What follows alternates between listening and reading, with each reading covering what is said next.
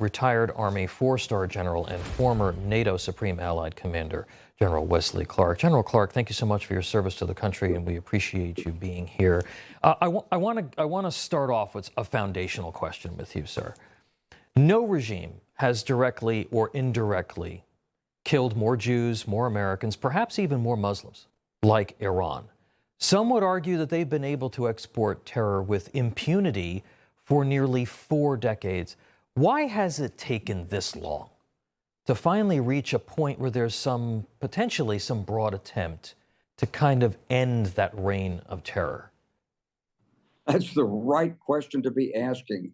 And, you know, the wrong question to be asking is how to negotiate so they can have uranium enrichment. So I think it's time, and I hope the president will simply say, in the 21st century, one nation is not allowed, not going to be permitted, not acceptable to premise its whole existence on the destruction of another nation. And that's what Iran has done, and they've gotten away with it. And the West has one way or another sort of dodged the principal issue. Yeah. Including Barack Obama with this joint comprehensive program of action. He didn't want them to get them a nuclear weapon, but well, he didn't stop them from the reign of terror and the arc of resistance and Hezbollah and all of this. Yeah.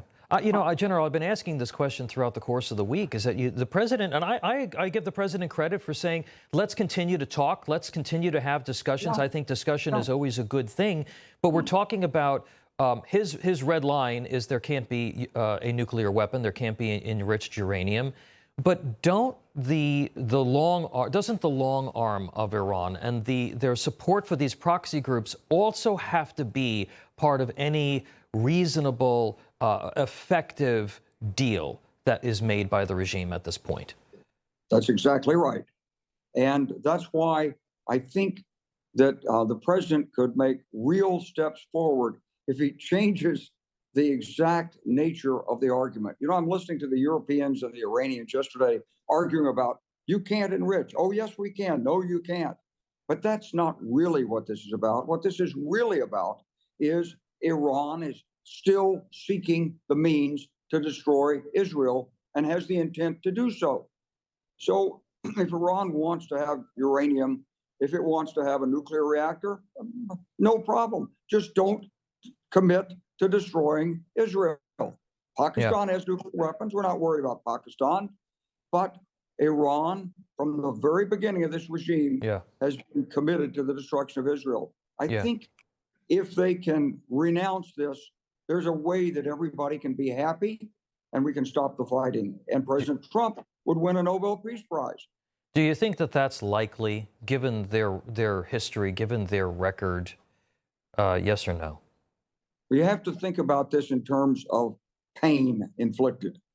So in 1999, when I was leading the NATO operation against Serbia to stop ethnic cleansing in Kosovo, it took us 7 weeks to convince Serb dictator Slobodan Milosevic that he couldn't win. And we had a NATO ground operation lining up to go against him if he didn't give in.